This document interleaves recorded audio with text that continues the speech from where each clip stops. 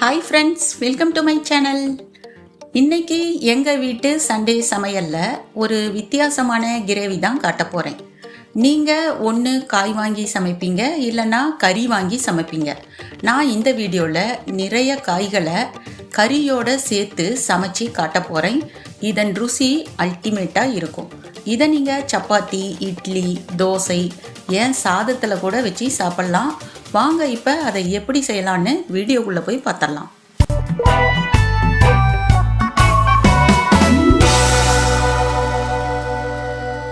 இப்போ இதற்கு தேவையான பொருட்கள் என்னென்னு பார்த்துடலாம். கேரட்டு ஒரு 3 எடுத்து வச்சுருக்கேன், பீட்ரூட் 1, பீக்கங்காய் 1, முட்டைக்கோஸ் சிறியது 1, பீன்ஸு 200 கிராம். அடுத்ததாக கொத்துக்கறி ஒரு 300 கிராம் வாங்கி வச்சுருக்கேன். கொத்தமல்லி தூள், மிளகாய் தூள் இதெல்லாம் இதுக்கு தேவை. அது மட்டும் இல்லாமல் கொத்தமல்லி இலைகளை கழுவி கட் பண்ணி வச்சுருக்கேன். என்கிட்ட பாருங்கள், ஏற்கனவே அரைச்சி வச்ச இஞ்சி பூண்டு கலவை இருந்தது. ஆனாலும் இது பத்தாதுன்னு கொஞ்சம் இதில் இருக்கிற அளவு இஞ்சி பூண்டு உரித்து வச்சுருக்கேன். இதை தவிர பெரிய வெங்காயம் 2, தக்காளி 3, தேங்காய் அரை மூடி எடுத்து வச்சுருக்கேன். இப்போ இந்த வெங்காயம், தக்காளி, இஞ்சி பூண்டு தனியாக அரைச்சி வச்சுக்கிட்டேன். தேங்காவை தனியாக அரைச்சி வச்சுருக்கேன். ஏன்னா தேங்காவை நாம் லாஸ்ட்டாக தான் போட போகிறோம், அதனால் அது தனியாகவே இருக்கட்டும். இப்போ பாருங்கள், அடுப்பை பற்ற வச்சுக்கிட்டேன். ஒரு கடாய் வச்சுருக்கேன். இதில் எண்ணெயை ஊற்றுறேன். ஃபஸ்ட்டு கொஞ்சமாக ஊற்றினாலே போதும்.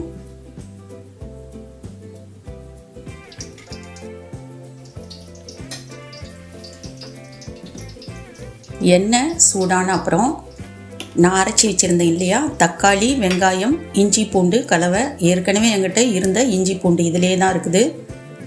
எல்லாத்தையும் சேர்த்து எண்ணெயில் போட்டுடுறேன்.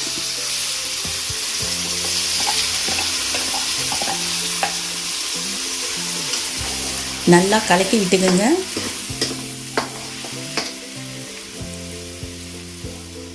இதனுடைய பச்சை வாடை கொஞ்சம் போகட்டும்.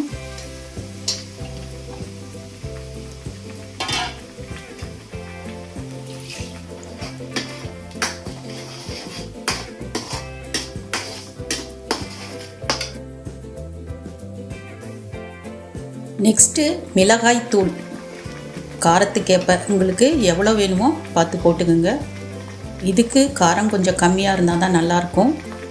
அடுத்தது மல்லித்தூள் ஒரு 4 ஸ்பூன் போடுறேன்.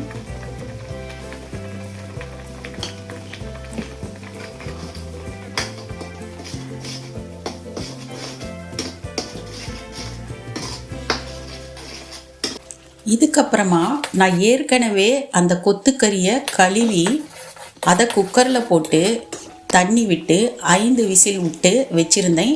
அந்த தண்ணியை இதில் கலந்துக்குங்க, எடுத்து கொட்டிடாதீங்க.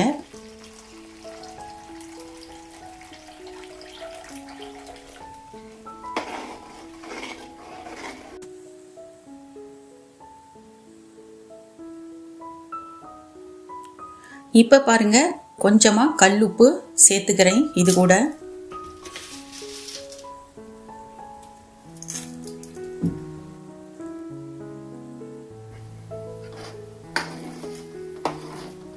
இப்போ இந்த மசாலாலாம் கொஞ்சமாக லேசாக கொதிக்க ஆரம்பிக்கிட்டோம்.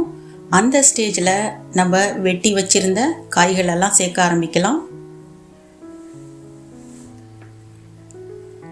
இப்போ பாருங்கள், கொதிக்குது. கேரட் பீட்ரூட்டை ஃபஸ்ட்டாக போட்டுக்கலாம். ஏன்னா இதில் ஹார்டாக இருக்கிற காய் கேரட் பீட்ரூட் தான். அது கொஞ்ச நேரம் வெந்த அப்புறம் மீதி காய்களையும் நம்ம கலந்துக்கலாம்.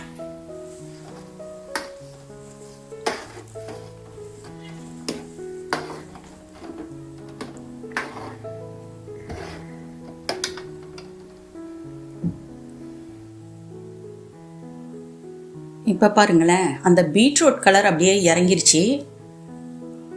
அதனால ரெட்டிஷாக இருக்குது. இதில் நான் எந்த கலரும் சேர்த்தலை.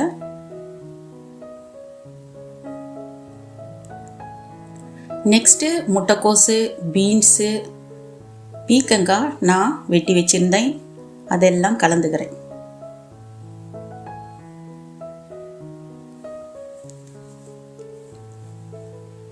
நம்மக்கிட்ட உருளைக்கிழங்கு, அதுக்கப்புறம் இது அவரைக்காய் இருக்குது பாருங்கள், அது இருந்தால் கூட சேர்த்திக்கலாம். அதுவும் ரொம்ப நல்லா டேஸ்ட் கொடுக்கும். என்கிட்ட அது இல்லை, அதனால் இதில் சேர்த்தலை.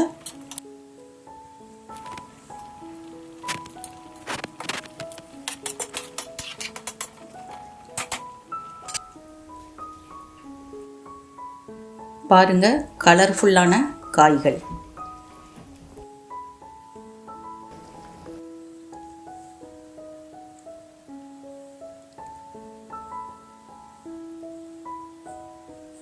நல்லா கொதிக்க ஆரம்பிச்சிருச்சு. ஆனால் இந்த காய்கள் எல்லாம் நல்லா வேகணும். அதனால் முதல்ல காய்கள் வெந்த அப்புறம் வேறு என்னென்னா சேர்க்குறது அப்படின்னு சொல்கிறேன். மூடி போட்டு மூடியாச்சு. கொஞ்ச நேரம் கழித்து நான் திறந்து பார்க்குறேன். அட்லீஸ்ட் ஒரு 10 மினிட்ஸ் ஆகுது இது வேகணும் காய்கள் எல்லாம். இப்போ ஃபஸ்ட்டு அந்த பீட்ரூட் வெந்துருச்சான்னு பார்த்தாலே போதும், மீதி காய்கள் எல்லாம் வெந்திருக்கும். ஏன்னா பீட்ரூட் தான் ஹார்டாக இருக்கும். அது வெந்தாலே மீதி காய்களும் வெந்த மாதிரி தான். ஓரளவு வெந்துருச்சு. நெக்ஸ்ட்டு என்ன ஆட் பண்ணலான்னு சொல்கிறேன். இப்போ கொத்துக்கறி வேக வச்சுருந்தேன் இல்லையா, அதை கலந்துடுறேன்.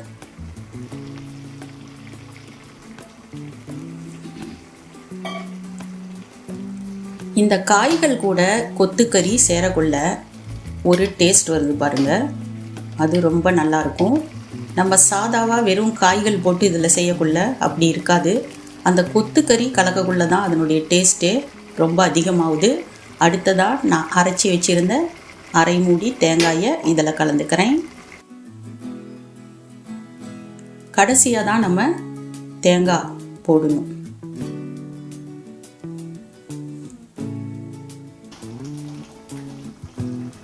இப்போ நீங்கள் டேஸ்ட் பண்ணி பாருங்கள்.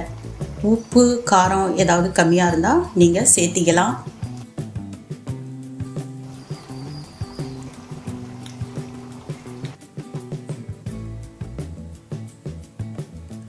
எனக்கு கொஞ்சம் உப்பு கம்மியாக தெரியுது, அதனால் நான் இன்னும் கொஞ்சம் உப்பை கலந்துக்கிறேன். இன்னும் கொஞ்சம் நேரம் இது வேகட்டும். மசாலாலாம் அதில் கலந்துரும். இந்த ஸ்டேஜில் கொஞ்சம் சிம் பண்ணிடுங்க. அடுப்பு ஹையில் இருக்க வேணாம், கீழே அடி பிடிக்க சான்சஸ் இருக்குது. கொஞ்ச நேரம் கழித்து ஓப்பன் பண்ணி பாருங்கள். இது ஆல்மோஸ்ட் ரெடி ஆயிடுச்சு. கடைசீட்டாக தான் நம்ம இந்த கொத்தமல்லி இலைகளை போடணும். கொத்தமல்லி இலைகள் இந்த கிரேவிக்கு மிகவும் டேஸ்ட் கொடுக்கும். கொஞ்சம் நிறையாவே கூட போடலாம், கொஞ்சமாக போடணுன்ட்டு இல்லை. கொத்தமல்லி இலைகள் போட்டப்புறம் இதனுடைய டேஸ்ட்டு ரொம்ப அதிகமாக இருக்கும். கொஞ்ச நேரம் வெந்தப்புறம் மறுபடியும் எடுத்துருவோம். இப்போ கம்ப்ளீட்டாக ரெடி ஆயிடுச்சு.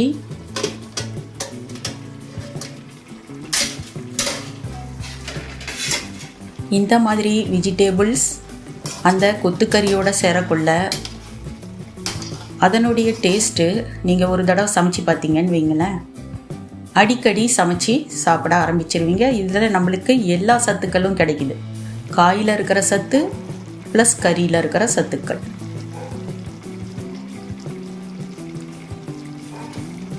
பாருங்கள், அடுப்பை ஆஃப் பண்ணிட்டேன். ரெடி ஆயிடுச்சு. நான் ஏற்கனவே ரொட்டி பிசைஞ்சு வச்சுருந்தேன், அந்த ரொட்டியும் போட்டுட்டேன். இப்போ இது கூட நம்ம சேர்த்து இந்த கிரேவியை சாப்பிட்டோன்னு வைங்களேன், சாப்பிட்டுட்டு சொல்கிறேன் இருங்க. அடேங்கப்பா, சூப்பராக இருக்குது போங்க. நீங்களும் செஞ்சு பாருங்கள், அடிக்கடி செய்வீங்க. தேங்க்ஸ் ஃபார் வாட்சிங்.